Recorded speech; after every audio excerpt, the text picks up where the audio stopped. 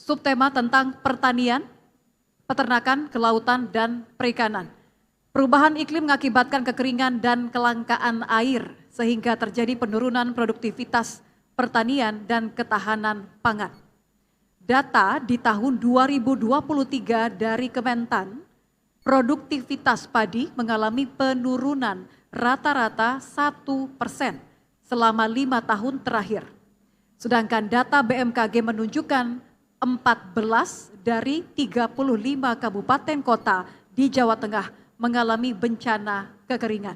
Pertanyaannya, bagaimana strategi paslon untuk mengatasi kelangkaan air dan kekeringan agar produktivitas pertanian dapat ditingkatkan untuk ketahanan pangan yang berkelanjutan? Waktunya 3 menit, dimulai dari Anda berbicara, silakan. Terima kasih.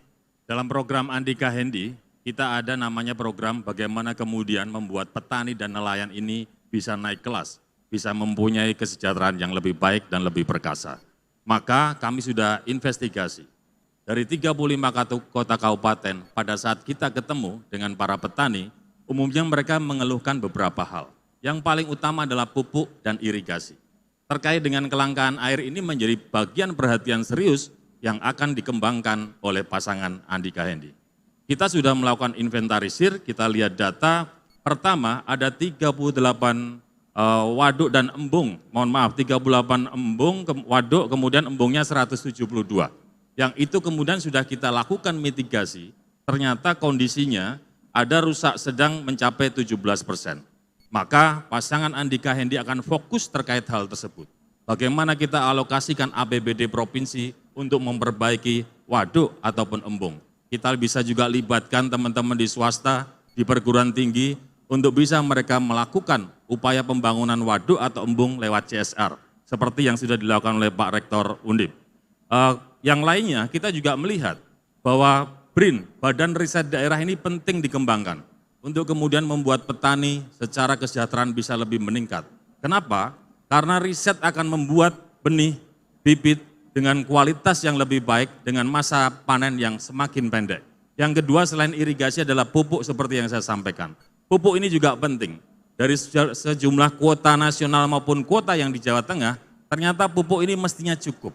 Maka yang penting adalah tata kelolanya. Bagaimana kemudian ketersediaan pupuk di Jawa Tengah itu benar-benar ada pada saat petani ingin melakukan upaya penanaman. Miris sekali kita mendengar, petani pengen nanam, pupuknya sudah tidak ada. Yang keempat yang tidak kalah pentingnya adalah pasca masa panen. Bapak Ibu sekalian yang selalu saya hormati, petani kita sebagian besar adalah petani gurem yang kepemilikan tanahnya kurang dari setengah hektar. Ini menjadi PR, tantangan yang berat, yang kemudian pasangan Andika Hendi ingin kemudian memperjuangkan petani itu supaya bisa memiliki lahan lebih dari setengah hektar. Supaya kemudian bisnis pertanian itu bisa menjadi sebuah industri yang mereka bisa merasakan kemanfaatannya.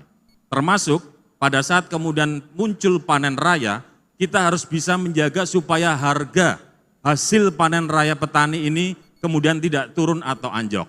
Maka kita akan siapkan gudang, kita bisa bentuk BUMD untuk bisa membeli harga-harga produk-produk petani saat panen raya, atau bahkan kita bisa libatkan swasta supaya mereka juga melakukan aktivitas pembelian pada saat petani memasuki panen raya. Terima kasih. Baik. Aturan mainnya masih sama, Bapak. Kami berikan kesempatan kepada calon wakil gubernur nomor urut 2 untuk menanggapi, waktunya 2 menit, dimulai dari Anda bicara, silahkan. Terima kasih Mas Hendi. Menarik yang terakhir saya, menarik tadi. Mas Hendi akan bikin namanya BUMD terkait apa tadi? Pembelian pupuk ya.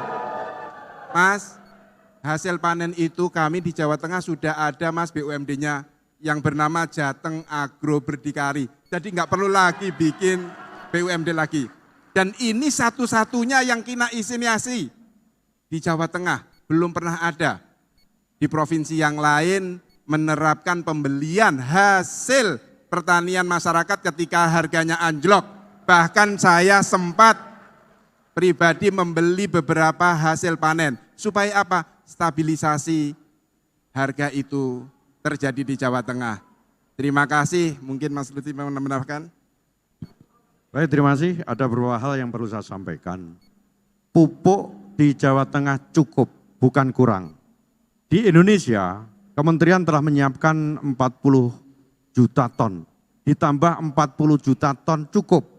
Yang tidak cukup adalah pendistribusiannya kurang tepat sasaran. Dari mulai proses distribusi, kemudian ke PKL, baru ke petani. Apa yang salah? Ke depan apabila saya dan Gus Yassin menjadi gubernur, kartu tani akan saya hapuskan. Untuk apa? Untuk tata kelola pupuk yang sekarang carut marut, bukan tepat sasaran. Misalnya dalam kartu tani itu seseorang hanya bisa ngambil suatu PKL. Ternyata di PKL itu urainya habis. Tetapi kartu tani tidak bisa dipakai untuk ke PKL yang lain. Akhirnya Pak Tani bilang, pupuknya di sana habis, padahal PKL-nya tidak di sini. Ini yang perlu dibetulin mekanisme pendistribusian pupuk di wilayah Jawa Tengah. Baik, kami berikan kesempatan yang sama, durasi 2 menit untuk merespon tanggapan dari Cawagup nomor urut 2. Silahkan Cawagup nomor urut 1. Terima kasih Gus Yassin, Pak Lutfi. Gus Yassin bercerita, Mas Hendy nggak perlu buat BUMD untuk beli hasil petani. Oh ya, karena katanya sudah dibangun atau dibentuk. Sejak kapan ya Gus? Karena masa kampanye, mohon maaf. Karena pada saat kampanye saya turun. Bagaimana kemudian di Banjarnegara, tomat itu dibuang sama petani. Kenapa? Harganya turun, tidak ada yang beli. Bagaimana kemudian kita ke Temanggung, Wonosobo, tembakau hampir banyak petani yang mengeluhkan tembakonya nggak ada beli. Karena salah satu perusahaan besar itu tidak membeli hasil tembakau. Jadi buat kami Andika Hendy, program itu adalah harus ada kemanfaatannya buat masyarakat. Program kalau hanya tercatat sebagai program yang muluk-muluk supaya masyarakat kemudian melihat pencitraan, buat kami tidak akan melakukan gitu Gus. Mohon maaf Gus ya. Maka mungkin saya yang keliru, saya mungkin terlalu ekspektasi terhadap BUMD yang sudah dibuat di zaman Gus Yassin. Catatan yang kedua, saya sepakat dengan yang disampaikan oleh Pak Lutfi tentang pupuk, benar sekali. Nah inilah PR kita, pasangan Andika dan Hendy pun Pak Lutfi, hari ini kita juga ingin fokus pada problem pupuk. Karena pupuk ini benar-benar kalau kita dengar miris sekali, katanya kuotanya cukup. Tapi kemudian pada saat petani akan melakukan penanaman, pupuk itu enggak ada. Atau bahkan kalau beli harus susah. Maka kita sepakat, masukannya Pak Lutfi juga oke, Gus Yassin pertanyaannya di situ tadi, tapi enggak apa-apa, mungkin nanti di belakang kita bisa diskusi terkait BUMD. Gitu ya? Yeah. Masih ada waktu, silakan. Masih ada waktu, kalau mau ditambahkan?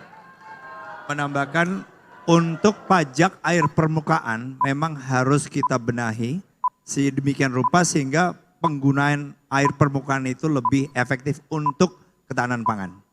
Baik, terima kasih Cawagup nomor 1 dan nomor urut 2 sudah menyelesaikan putaran yang sama dengan durasi yang diberikan. Baik, boleh kita beri apresiasi untuk kedua pasangan calon teman-teman sekalian?